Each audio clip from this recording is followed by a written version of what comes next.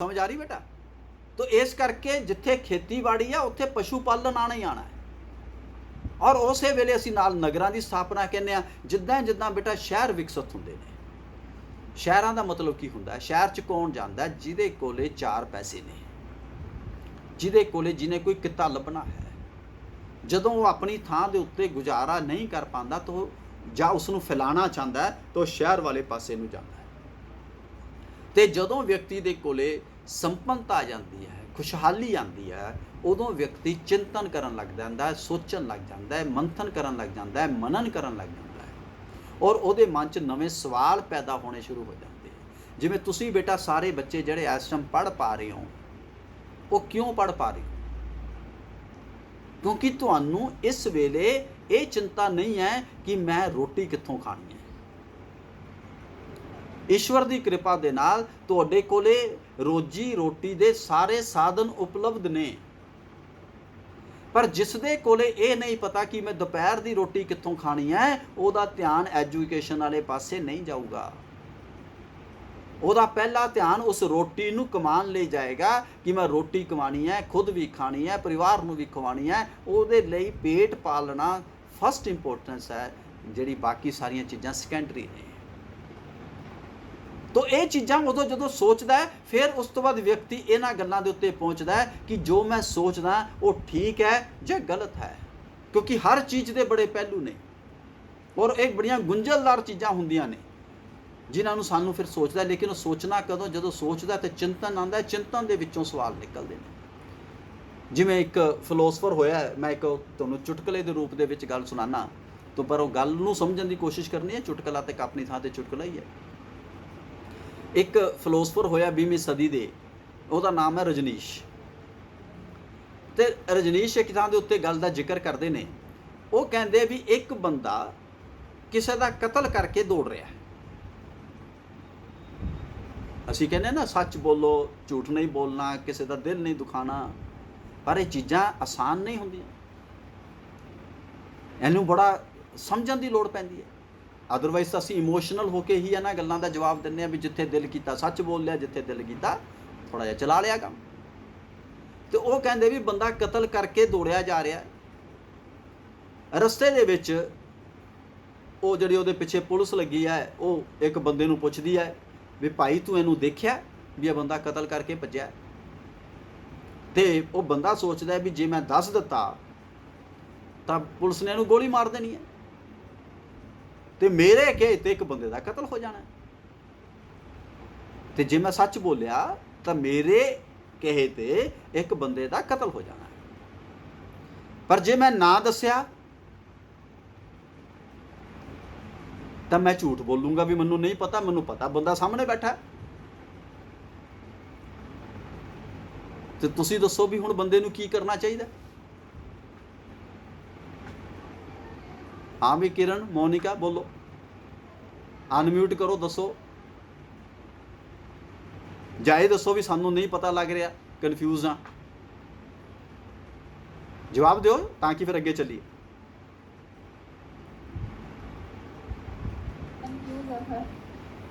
मतलब कि एक स्पष्ट जी चीज़ दे विच भी सानू फैसला करन च दिक्कत आती है। यही है ना गल। तो यदा मतलब सानू ये बरीकी च समझना पेगा कि सच कहंदे किनू है, झूठ कहंदे किनू है। सिर्फ अखी देखी चीज़ ही सच है या झूठ है? कन्नी सुनी गल ही सिर्फ सच है या झूठ है? बहुत सारिया एग्जाम्पल ने, फिर नहीं तो अपना टाइम उधर चला जाऊगा। लैक्चर का इस करके मैं उधर नहीं जा रहा। वो फिर अगों रजनीश मजाक करते, कहते भी जे उस बंदे की थां ते महात्मा गांधी बैठे हो तो महात्मा गांधी तो कदे कहते भी झूठ नहीं बोलना, तो नाल ये कहते ने भी हिंसा नहीं करनी, तो मेरे कहते सच बोले तो जे बंदा मर गया तो वायलेंस होगी, तो जे मैं नहीं बोलता तो झूठ है। तो कहते महात्मा गांधी ने की करना सी, वो अपने वालों मजाक भी उड़ाते हो सकते कुछ भी है, पर आप तो गल नूं समझण की कोशिश करनी है। वो कहते महात्मा गांधी ने कहना सी हाँ मैं देखिया है, तो वो सामने बैठा है, उन्होंने झूठ नहीं सी बोलना। पर नाल की कहना सी अगों ਵੀ ਉਹਨੂੰ ਮਾਰਨ ਤੋਂ ਪਹਿਲਾਂ ਫਿਰ ਮੈਨੂੰ ਮਾਰੋ, ਮੈਂ ਹਿੰਸਾ ਵੀ ਨਹੀਂ ਕਰਨ ਦੇਣੀ। ਤੇ ਰਜਨੀਸ਼ ਅੱਗੋਂ ਮਜ਼ਾਕ ਕਰਦੇ ਆ, ਕਹਿੰਦੇ ਉਹਨੇ ਇੱਕ ਦੀ ਜਗ੍ਹਾ ਹੁਣ 2 ਕਤਲ ਕਰਾਣੇ ਸੀ, ਇੱਕ ਆਪਣਾ ਵੀ ਤੇ ਬੰਦੇ ਦਾ ਵੀ। So this is a base. Then Y one, ਇਹ ਬੰਦਾ ਫਿਰ ਇਹਨਾਂ ਸਵਾਲਾਂ ਤੇ ਸੋਚਣਾ ਸ਼ੁਰੂ ਕਰਦਾ ਹੈ। ਪਰ ਸੋਚਣਾ ਕਦੋਂ ਸ਼ੁਰੂ ਕਰਦਾ? ਜਦੋਂ ਪੇਟ ਭਰਿਆ ਹੈ, ਜਦੋਂ ਰੋਜੀ ਰੋਟੀ ਦੇ ਸਾਧਨ ਉਪਲਬਧ ਹੋ ਗਏ। ਮੈਂ ਇਹ ਨਹੀਂ ਕਹਿੰਦਾ ਅਮੀਰੀ 'ਚ ਆ ਗਏ, ਜਦੋਂ ਘੱਟੋ ਘੱਟ ਉਹ ਇਸ ਆਪਣੀ ਮਾਨਸਿਕ ਅਵਸਥਾ 'ਚ ਆ ਗਿਆ ਕਿ ਜਦੋਂ ਇਹਨਾਂ ਸਵਾਲਾਂ ਦੇ ਉੱਤੇ ਉਹ ਸੋਚ ਸਕੇ। ਜਦੋਂ ਮਾਨਸਿਕ ਅਵਸਥਾ ਹੀ ਦੂਜੇ ਪਾਸੇ ਲੱਗੀ ਹੈ ਤਾਂ ਉਹਨੇ ਸੋਚਣਾ ਕੀ ਹੈ। ਐਦੇ ਉਸ ਵੇਲੇ ਦੇਖਿਆ ਕਿ ਵਪਾਰ ਬੜੇ ਵੱਧ ਚੁੱਕੇ ਸੀ, ਸ਼ਿਲਪ ਸੰਘ ਸਥਾਪਿਤ ਹੋ ਚੁੱਕੇ ਸੀ, ਬੜੇ ਬੜੇ ਅਮੀਰ ਲੋਕ ਸਥਾਪਿਤ। ਜਦੋਂ ਸ਼ਿਲਪ ਸੰਘ ਹੁੰਦੇ, ਵਪਾਰ ਵੱਧਦਾ, ਯਾਨੀ ਜਿਨ੍ਹਾਂ ਦਾ ਵੱਡਾ ਵਪਾਰ ਉਹ ਅਮੀਰ ਹੋ ਜਾਂਦੇ ਆ। ਇੱਕ ਨੈਚੁਰਲ ਜਿਹਾ ਫਿਨੋਮੀਨਾ ਹੈ। ਔਰ ਅਸੀਂ ਸਿੱਕਿਆਂ ਦੀ ਗੱਲ ਬੇਟਾ ਪਹਿਲਾਂ ਹੀ ਕਹਿ ਚੁੱਕੇ ਹਾਂ ਕਿ ਉਸ ਵੇਲੇ ਸਿੱਕੇ ਵੀ ਪ੍ਰਚਲਿਤ ਹੋ ਚੁੱਕੇ ਸਨ। ਉਹ ਈਵਨ ਉੱਤਰ ਵੈਦਿਕ ਕਾਲ ਤੋਂ ਹੀ ਸ਼ੁਰੂ ਹੋ ਚੁੱਕੇ ਸਨ। ਮੈਂ ਬਾਕੀਆਂ ਚੀਜ਼ਾਂ ਦੇ ਉੱਤੇ ਜ਼ਿਆਦਾ ਟਾਈਮ ਬੇਟਾ ਨਹੀਂ ਲਗਾਉਣਾ। ਜਿਹੜੇ ਤੁਸੀਂ ਦੇਖਦੇ ਹੋ ਕਿ ਉਸ ਵੇਲੇ ਦਾ ਭੋਜਨ ਕੀ ਸੀਗਾ, ਜਾਂ ਉਸ ਵੇਲੇ ਦੇ, ਹਾਂ ਇੱਕ ਚੀਜ਼ ਹੋਰ ਬੇਟਾ ਯਾਦ ਰੱਖਣੀ ਹੈ, ਉਹ ਤੁਸੀਂ ਪੜ੍ਹ ਲੈਣੀ ਹੈ, ਉਹਨੂੰ ਨੋਟ ਕਰ ਲੈਣਾ। ਮੈਂ ਉਹ ਟਾਈਮ ਨੂੰ ਸੇਵ ਕਰਨ ਦੇ ਲਈ ਉਹਨਾਂ ਸਾਰਿਆਂ ਦਾ ਨਾਂ ਨਹੀਂ ਲੈ ਰਿਹਾ। ਜਿਵੇਂ ਕੌਸ਼ਲ ਹੈ, ਕਾਸ਼ੀ ਹੈ, ਮਗਧ ਹੈ, ਕੰਬੋਜ ਹੈ, ਗੰਧਾਰ ਹੈ, ਸ਼ੂਰਸੇਨ ਹੈ, ਅਵੰਤੀ ਹੈ, ਪੰਚਾਲ ਹੈ। ਇਹ 16 ਮਹਾਜਨਪਦ ਸੀਗੇ। ਜਨਪਦ ਦਾ ਮਤਲਬ ਹੈ ਰਾਜ, ਮਹਾਜਨਪਦ ਦਾ ਮਤਲਬ ਹੈ ਵੱਡਾ ਰਾਜ। ਮਹਾਜਨਪਦ, ਮਹਾ ਮੈਨੇ ਵੱਡਾ। ਉਸ ਵੇਲੇ ਇਸ ਪੂਰੇ ਉੱਤਰੀ ਭਾਰਤ ਔਰ ਕੁਝ ਦੱਖਣ ਭਾਰਤ ਨੂੰ ਮਿਲਾ ਕੇ 16 ਵੱਡੇ ਰਾਜ ਹਿੰਦੁਸਤਾਨ ਵਿੱਚ ਚੱਲ ਰਹੇ ਸਨ। ਜਦੋਂ ਮਹਾਵੀਰ ਜੈਨ 6ਵੀਂ ਸਦੀ ਈਸਾ ਪੂਰਵ 'ਚ ਆਏ ਕਹਿ ਲਓ, ਜਦੋਂ ਮਹਾਵੀਰ ਜੈਨ ਹੈ, ਕਿਉਂਕਿ ਮਹਾਤਮਾ ਬੁੱਧ ਦਾ ਵੀ ਸੇਮ ਸਮਾਂ ਲਗਭਗ। ਤੋ ਜਾਨੀ ਉਸ ਵੇਲੇ ਦੇ ਰਾਜ ਛੋਟੇ ਨਹੀਂ ਸੀਗੇ, ਵੱਡੇ ਰਾਜ ਸੀ। ਵੱਡੇ ਰਾਜ ਦਾ ਮਤਲਬ 3-4 ਚੀਜ਼ਾਂ ਕਲੀਅਰ ਹੋ ਜਾਣਗੀਆਂ ਤੁਹਾਨੂੰ। ਵੱਡੇ ਰਾਜ ਦਾ ਮਤਲਬ ਰਾਜੇ ਤਾਕਤਵਰ ਸਨ, ਬਹੁਤ ਵੱਡੇ ਸੀ, ਤਗੜੇ ਰਾਜੇ ਸੀ। ਉਹਨਾਂ ਕੋਲੇ ਵੱਡੀਆਂ ਫੌਜਾਂ ਸਨ, ਉਹਨਾਂ ਦੇ ਕੋਲੇ ਦੌਲਤ ਬਹੁਤ ਜ਼ਿਆਦਾ ਸੀ, ਖਜ਼ਾਨੇ ਭਰੇ ਹੋਏ ਸਨ। ਵੱਡੇ ਰਾਜ ਦਾ ਮਤਲਬ ਖੁਸ਼ਹਾਲੀ ਵੀ ਵੱਡੇ ਪੱਧਰ ਤੇ ਹੋਏਗੀ, ਅਦਰਵਾਈਜ਼ ਰਾਜ ਫੈਲ ਨਹੀਂ ਸਕਦਾ। ਔਰ ਉਸ ਵੇਲੇ ਹਰ ਚੀਜ਼ ਜਿਹੜੀ ਹੈ ਵੱਡੇ ਪੈਮਾਨੇ ਤੇ ਫੈਲਣੀ ਸ਼ੁਰੂ ਹੋ ਚੁੱਕੀ ਸੀ। ਇਹ ਇੱਕ, ਔਰ ਰਾਜੇ ਵੱਡੇ ਨੇ ਤਾਂ ਨੈਚੁਰਲੀ ਆਪਸ ਟਕਰਾਵ ਵੀ ਹੋਣਗੇ, ਆਪਸ ਦੇ ਵਿੱਚ ਲੜਾਈਆਂ ਵੀ ਹੁੰਦੀਆਂ ਹੋਣਗੀਆਂ। ਇਹ ਵੀ ਇੱਕ ਸੁਭਾਵਿਕ ਖੇਤਰ ਹੈਗਾ ਸਾਡੇ ਕੋਲ। ਤੋ ਇਹ ਬੇਟਾ ਉਸ ਵੇਲੇ ਦੀਆਂ ਪਰਿਸਥਿਤੀਆਂ ਸਨ ਕਿ ਜਿਨ੍ਹਾਂ ਪਰਿਸਥਿਤੀਆਂ ਦੇ ਵਿੱਚ ਅਸੀਂ ਪੜ੍ਹਿਆ ਹੈ ਕਿ ਮਹਾਵੀਰ ਜੈਨ ਨੇ ਆਪਣੀ ਤਪੱਸਿਆ ਰਾਹੀਂ ਗਿਆਨ ਪ੍ਰਾਪਤ ਕੀਤਾ, ਔਰ ਉਸ ਤੋਂ ਬਾਅਦ ਇਹਨਾਂ ਹਾਲਾਤਾਂ ਦੇ ਵਿੱਚ ਉਹਨਾਂ ਨੇ ਆਪਣੇ ਉਪਦੇਸ਼ ਦਿੱਤੇ ਨੇ। ਬੇਟਾ ਸਮਝ ਗਿਆ ਬੇਟਾ? ਗੱਲ ਆ ਗਈ ਸਮਝ ਬੇਟਾ? ਹਾਂ, ਹੁਣ ਅਸੀਂ ਪੜ੍ਹਨਾ ਹੈਗਾ ਕਿ ਉਹਨਾਂ ਦੇ ਸਿੱਖਿਆਵਾਂ ਕੀ ਨੇ। ਜਿਵੇਂ ਬੇਟਾ ਸਭ ਤੋਂ ਪਹਿਲਾਂ ਅਸੀਂ ਮਹਾਵੀਰ ਜੈਨ ਦੇ ਸੰਬੰਧ ਦੇ ਵਿੱਚ ਕਹਿ ਦਿੰਦੇ ਹਾਂ ਕਿ ਉਹਨਾਂ ਦੀਆਂ ਸਿੱਖਿਆਵਾਂ ਦਾ ਜਿਹੜਾ ਪਹਿਲਾ ਮੇਜਰ ਪਾਰਟ ਹੈਗਾ, ਉਹਨੂੰ ਬੇਟਾ ਅਸੀਂ ਕਹਿ ਦਿੰਦੇ ਹਾਂ ਤ੍ਰਿਰਤਨ, 3 ਰਤਨ। ਸੱਚਾ ਗਿਆਨ, ਸੱਚਾ ਵਿਸ਼ਵਾਸ, ਸੱਚਾ ਵਿਚਾਰ। ਉਹ ਕਹਿੰਦੇ ਆ 3 ਚੀਜ਼ਾਂ ਜ਼ਿੰਦਗੀ ਦਾ ਅਸੂਲ ਨੇ।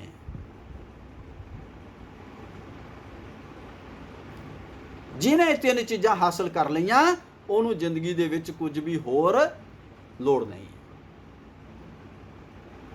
ਕਿਉਂਕਿ ਇਹਦੇ ਬੇਸਿਸ ਦੇ ਉੱਤੇ ਹੀ ਤੁਹਾਡੇ ਕਰਮ ਫਿਕਸ ਹੋਣਗੇ।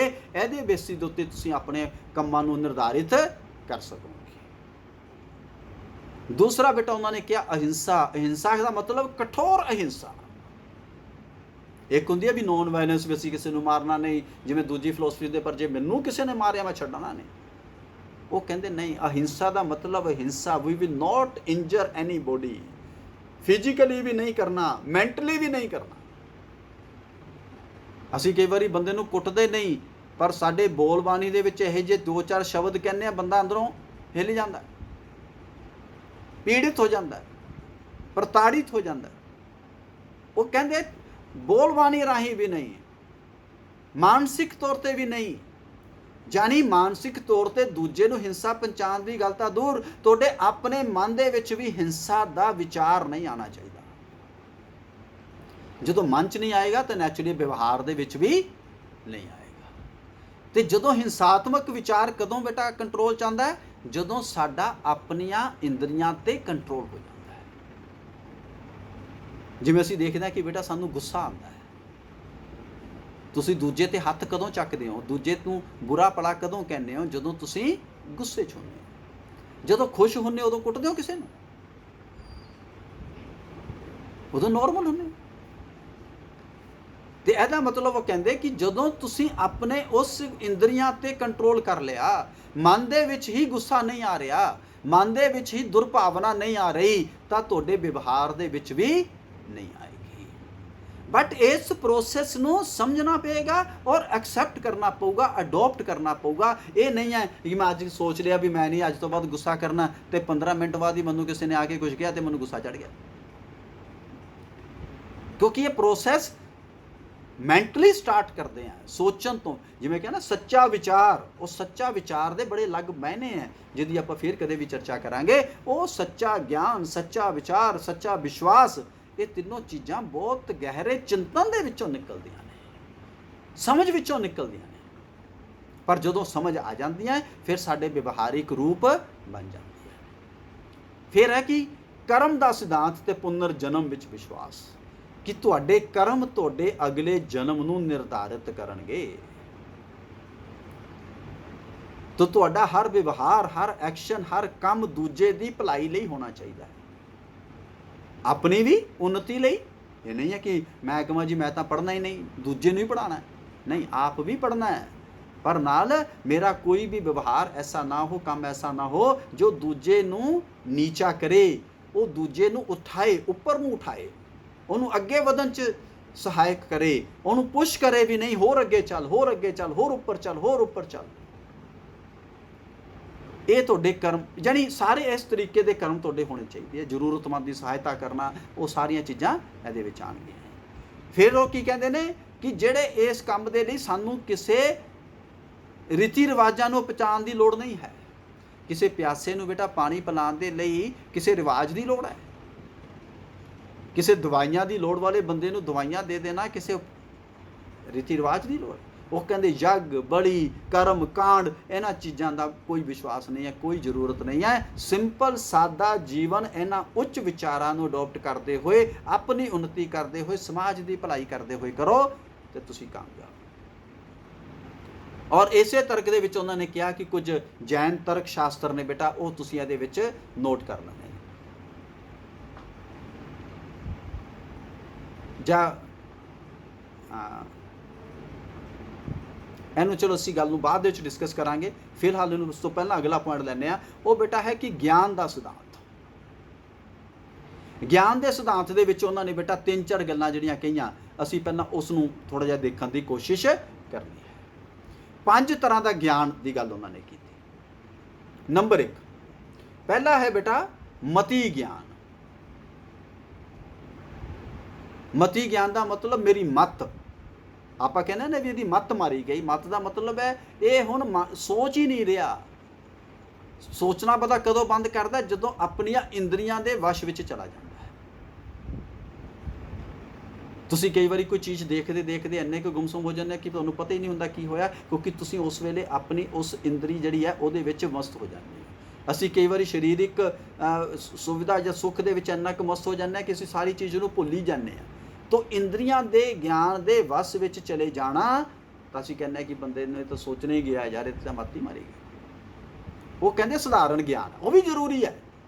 ਤੁਹਾਨੂੰ ਪਤਾ ਹੋਣਾ ਚਾਹੀਦਾ ਮੈਂ ਕੀ ਦੇਖਣਾ ਤੇ ਕੀ ਨਹੀਂ ਦੇਖਣਾ, ਮੈਂ ਕੀ ਸੁਣਨਾ ਤੇ ਮੈਂ ਕੀ ਨਹੀਂ ਸੁਣਨਾ, ਮੈਂ ਕੀ ਖਾਣਾ ਤੇ ਕੀ ਨਹੀਂ ਖਾਣਾ। ਛੋਟੀ ਛੋਟੀ ਚੀਜ਼ਾਂ ਨੇ, ਉੱਥੋਂ ਸ਼ੁਰੂ ਹੁੰਦੀ ਹੈ ਗੱਲ, ਲੇਕਿਨ ਅੱਗੇ ਤੱਕ ਜਾਂਦੀ ਹੈ। ਤਾਂ ਜਾਨੀ ਉਹ ਸਧਾਰਨ ਗਿਆਨ ਹੈ। ਦੂਸਰਾ ਬੇਟਾ ਕੀ ਹੈ ਸਾਡੇ ਕੋਲੇ? ਸ਼ਰੂਤੀ ਗਿਆਨ, ਸੁਣਨਾ ਔਰ ਉਹਦਾ ਵਰਣਨ ਕਰਨਾ। ਉਹ ਕਹਿੰਦੇ ਅਗਲੀ ਸਟੇਜ ਹੈ ਉਸ ਗਿਆਨ ਦੀ, ਜੋ ਮੈਂ ਦੂਜੇ ਤੋਂ ਹਾਸਲ ਕਰਦਾ ਹਾਂ। ਤੀਸਰਾ ਹੈ ਬੇਟਾ ਅਵਧੀ ਗਿਆਨ।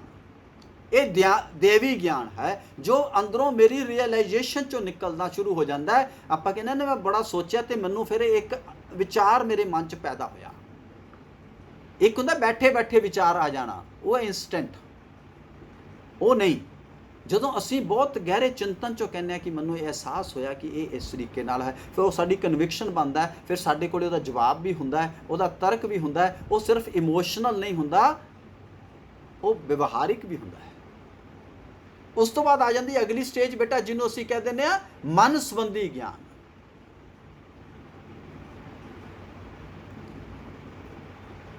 ਇੱਕ ਗੁਰਬਾਣੀ ਦੇ ਸ਼ਬਦ ਨੇ, ਮਨ ਜੀਤੇ ਜਗ ਜੀਤ। ਇਹ ਕੀ ਮਤਲਬ ਹੈ? ਮਨ ਨੂੰ ਜਦੋਂ ਅਸੀਂ ਸਮਝ ਲੈਂਦੇ ਹਾਂ, ਆਪਣੀ ਮਨ ਦੀ ਅਵਸਥਾਵਾਂ ਨੂੰ ਸਮਝ ਲੈਂਦੇ ਹਾਂ ਔਰ ਉਹਦੇ 'ਤੇ ਕੰਟਰੋਲ ਕਰ ਲੈਂਦੇ ਹਾਂ, ਤਾਂ ਫਿਰ ਅਸੀਂ ਸਾਰੀ ਦੁਨੀਆ ਨੂੰ ਜਿੱਤ ਲੈਂਦੇ ਹਾਂ। ਕਿਉਂ? ਸਾਨੂੰ ਦੂਜਿਆਂ ਦੀ ਮਨ ਦੀ ਅਵਸਥਾ ਵੀ ਸਮਝ ਆ ਚੁੱਕੀ ਹੁੰਦੀ ਹੈ। ਫਿਰ ਸਾਨੂੰ ਉਹ ਚੀਜ਼ਾਂ ਪ੍ਰਭਾਵਿਤ ਨਹੀਂ ਕਰਦੀਆਂ। ਉਸ ਤੋਂ ਬਾਅਦ ਬੇਟਾ ਅਲਟੀਮੇਟ ਗਿਆਨ ਹੈ, ਜਿਹਨੂੰ ਕਹਿੰਦੇ ਆ ਕੇਵਲ ਗਿਆਨ। ਜਦੋਂ ਤੁਸੀਂ ਸਾਰੇ ਜਨਮ ਮਰਨ ਦੇ ਸਾਰੇ ਚੁੰਗਲਾਂ ਤੋਂ ਮੁਕਤ ਹੋ ਕੇ ਉਸ ਪੂਰੇ ਬ੍ਰਹਮਾਂਡ ਦਾ ਗਿਆਨ ਪ੍ਰਾਪਤ ਕਰ ਲੈਂਦੇ ਹੋ ਔਰ ਇਸ ਗਿਆਨ ਨੂੰ ਦੇਖ ਲੈਂਦੇ ਹੋ, ਸਮਝ ਲੈਂਦੇ ਹੋ, ਮਹਿਸੂਸ ਕਰ ਲੈਂਦੇ ਹੋ ਕਿ ਮੈਂ ਤੇ ਦੂਜਾ ਵੱਖਰੇ ਨਹੀਂ, ਮੈਂ ਤੇ ਤੀਜਾ ਵੱਖਰੇ ਨਹੀਂ, ਮੈਂ ਤੇ ਦੂਜੇ ਕੰਟਰੀ 'ਚ ਰਹਿਣ ਵਾਲੇ ਬੰਦੇ ਵੱਖਰੇ ਨਹੀਂ, ਜੀਵ ਜੰਤੂ ਵੱਖਰੇ ਨਹੀਂ, ਅਸੀਂ ਸਾਰੇ ਇੱਕ ਹੀ ਸ੍ਰਿਸ਼ਟੀ ਹਾਂ, ਇੱਕ ਹੀ ਬ੍ਰਹਮਾਂਡ ਹਾਂ, ਇੱਕ ਹੀ ਹਾਂ। ਇਹ ਜਿਹੜੀ ਵਨਨੈਸ ਦੀ ਰੀਅਲਾਈਜੇਸ਼ਨ ਜਦੋਂ ਆ ਜਾਂਦੀ ਹੈ, ਫਿਰ ਬੰਦੇ ਦੇ ਮਨ 'ਚੋਂ ਵੈਰ ਵਿਰੋਧ ਕਟਾਵ ਜੋ ਵੀ ਐਸੀਆਂ ਗੱਲਾਂ ਨੇ, ਈਰਸ਼ਾ, ਇਹ ਆਪਣੇ ਆਪ ਹੀ ਖਤਮ ਹੋ ਜਾਂਦੀਆਂ ਨੇ। ਗੁਰੂ ਨਾਨਕ ਨੇ ਕਦੇ ਉਹਨਾਂ ਲੋਕਾਂ ਨੂੰ ਵੀ ਬੁਰਾ ਨਹੀਂ ਕਿਹਾ ਜਿਨ੍ਹਾਂ ਲੋਕਾਂ ਨੇ ਗੁਰੂ ਨਾਨਕ ਨਾਲ ਬੁਰਾ ਸਲੂਕ ਕੀਤਾ। ਕਿਉਂ? ਗੁਰੂ ਨਾਨਕ ਨੂੰ ਇਹ ਅਹਿਸਾਸ ਸੀ ਕਿ ਇਹ ਵਿਅਕਤੀ ਜੋ ਕਰ ਰਿਹਾ ਇਹਦੇ ਕਰਮ ਹੈ, ਪਰ ਮੈਂ ਜੋ ਈਸ਼ਵਰ ਮੇਰੇ ਅੰਦਰ ਹੈ ਉਹੀ ਈਸ਼ਵਰ ਇਹਦੇ ਅੰਦਰ ਹੈ। ਈਸ਼ਵਰ ਉਹੀ ਹੈ, ਇਹ ਸਾਡੇ ਸਰੀਰ ਵੱਖਰੇ ਨੇ, ਕਰਮ ਵੱਖਰੇ ਨੇ। ਇਹ ਗੱਲ ਅਸੀਂ ਸਮਝਦੇ ਤਾਂ ਹੈਗੇ ਹਾਂ, ਸੁਣਦੇ ਤਾਂ ਹੈਗੇ ਹਾਂ, ਆਪਣੇ ਮੂੰਹੋਂ ਕਹਿੰਦੇ ਵੀ ਹਾਂ, ਲੇਕਿਨ ਅਸੀਂ ਇਸ ਗੱਲ ਨੂੰ ਰਿਅਲਾਈਜ਼ ਨਹੀਂ ਕਰਦੇ। ਜਦੋਂ ਰਿਅਲਾਈਜ਼ ਕਰ ਲੈਂਦੇ ਹਾਂ ਔਰ ਅੰਦਰੋਂ ਮਹਿਸੂਸ ਹੋ ਜਾਂਦਾ ਕਿ ਮੈਂ ਤੇ ਇਹ ਵੱਖਰੇ ਨਹੀਂ, ਤੇ ਫਿਰ ਉਸ ਤੋਂ ਬਾਅਦ ਉਹ ਕੁਝ ਵੀ ਕਹਿ ਲਏ ਉਹ ਅਸਰ ਨਹੀਂ ਕਰਦਾ। ਔਰ ਇਸੇ ਕਰਕੇ ਇਹਨਾਂ ਮਹਾਪੁਰਸ਼ਾਂ ਦੇ ਜੀਵਨ ਨੂੰ ਦੇਖੋ, ਉਹਨਾਂ ਨੂੰ ਕਦੇ ਕਿਸੇ ਤੋਂ ਡਰ ਨਹੀਂ ਲੱਗਦਾ। ਕਿਉਂ ਨਹੀਂ ਲੱਗਦਾ? ਕਿਉਂਕਿ ਉਹ ਅੰਦਰੋਂ ਉਸ ਨੂੰ ਨਹੀਂ ਦੇਖ ਰਹੇ ਹੁੰਦੇ, ਉਹਦੇ ਅੰਦਰ ਦੀ ਆਤਮਾ ਨੂੰ ਦੇਖ ਰਹੇ ਹੁੰਦੇ ਨੇ। ਔਰ ਇਹ ਕਹਿੰਦੇ ਨੇ ਵੀ ਇਹ ਤਾਂ ਕਿਤੇ ਜਾਣਾ ਹੀ ਨਹੀਂ, ਤੇ ਸਰੀਰ ਮੇਰੇ ਰਹਿਣੇ ਨਹੀਂ, ਤੇ ਇੰਦਰੀਆਂ ਤੇ ਵਸ਼ ਹੈ, ਇਸ ਕਰਕੇ ਦੁੱਖ ਦੇ ਵਿੱਚ ਦੁੱਖ ਨਹੀਂ ਲੱਗਦਾ, ਸੁੱਖ ਦੇ ਵਿੱਚ ਹੰਕਾਰ ਨਹੀਂ ਹੁੰਦਾ। ਇਹ ਸਾਰੀ ਚੀਜ਼ ਦੀ ਕੈਵਲਿਆ ਦੀ ਗਿਆਨ ਪ੍ਰਾਪਤ ਹੋ ਜਾਂਦਾ ਹੈ। ਔਰ ਇਸੇ ਕਰਕੇ ਉਹ ਕਹਿੰਦੇ ਨੇ ਮਹਾਵੀਰ ਜੈਨ ਕਿ ਇਹੀ ਸਭ ਤੋਂ ਉੱਤਮ ਲਕਸ਼ਯ ਦੀ ਪ੍ਰਾਪਤੀ ਹੈ, ਕੇਵਲ ਗਿਆਨ ਨੂੰ ਪ੍ਰਾਪਤ ਕਰਨਾ। ਔਰ ਉਹਦੇ ਨਾਲ ਨਾਲ ਉਹਨਾਂ ਨੇ ਜਿਹੜੀਆਂ ਦੋ ਤਿੰਨ ਚੀਜ਼ਾਂ ਹੋਰ ਕਹੀਆਂ, ਉਹਨਾਂ ਦੇ ਉੱਤੇ ਵੀ ਬੇਟਾ ਅਸੀਂ ਧਿਆਨ ਦੇਣਾ ਹੈਗਾ। ਉਹ ਕੀ ਕਿਹਾ ਕਿ ਇਸਤਰੀਆਂ ਨੂੰ ਆਜ਼ਾਦੀ ਹੋਣੀ ਚਾਹੀਦੀ ਹੈ, ਯਾਨੀ ਔਰਤਾਂ ਦੀ ਫਰੀडम ਦੀ ਗੱਲ ਵੀ ਉਹਨਾਂ ਨੇ ਕੀਤੀ। ਔਰ ਆਤਮਾ ਦੀ ਹੋਂਦ ਵਿੱਚ ਉਹਨਾਂ ਨੇ ਜਿਹੜੀ ਹੈਗੀ ਹੈ ਵਿਸ਼ਵਾਸ ਮਤਲਬ ਕਿ ਜਿਹੜਾ ਹੈਗਾ ਪ੍ਰਸਤੁਤ ਕੀਤਾ। ਤੋ ਇਹ ਉਹਨਾਂ ਦੇ ਜਿਹੜੀ ਨੇ ਮੇਨ ਚੀਜ਼ਾਂ ਉਹਦੇ ਉੱਤੇ ਕਹੀਆਂ। ਤੇ ਜਿਹੜੀ ਅਸੀਂ 5 ਚੀਜ਼ਾਂ ਦੀ ਗੱਲ ਕੀਤੀ ਸੀਗੀ, ਉਹ ਬੇਟਾ ਆ ਜਾਂਦੀ ਹੈ ਕਿ 4 ਚੀਜ਼ਾਂ ਪਹਿਲਾਂ ਤੋਂ ਪ੍ਰਚਲਿਤ ਸਨ, ਸੱਚ, ਅਹਿੰਸਾ, ਤਿਆਗ ਤੇ ਚੋਰੀ ਨਾ ਕਰਨਾ। ਉਹਦੇ 'ਚ ਬ੍ਰਹਮਚਾਰਿਆ ਜਿਹੜਾ ਹੈਗਾ ਉਹ ਵਰਧਮਾਨ ਮਹਾਵੀਰ ਜੈਨ ਨੇ ਜਿਹੜਾ ਉਹਦੇ ਵਿੱਚ ਐਡ ਕੀਤਾ। ਤਾਂ ਇਸ ਢੰਗ ਦੇ ਨਾਲ ਉਹਨਾਂ ਨੇ ਕਿਹਾ ਕਿ ਤੁਸੀਂ ਆਪਣਾ ਜੀਵਨ ਬਤੀਤ ਕਰੋ ਤੇ ਤਾਂ ਤੁਸੀਂ ਕਵਲਿਆ ਦੀ ਪ੍ਰਾਪਤੀ ਕਰ ਸਕਦੇ ਹੋ, ਯਾਨੀ ਉੱਚਤਮ ਗਿਆਨ ਦੀ ਪ੍ਰਾਪਤੀ ਕਰ ਸਕਦੇ ਹੋ।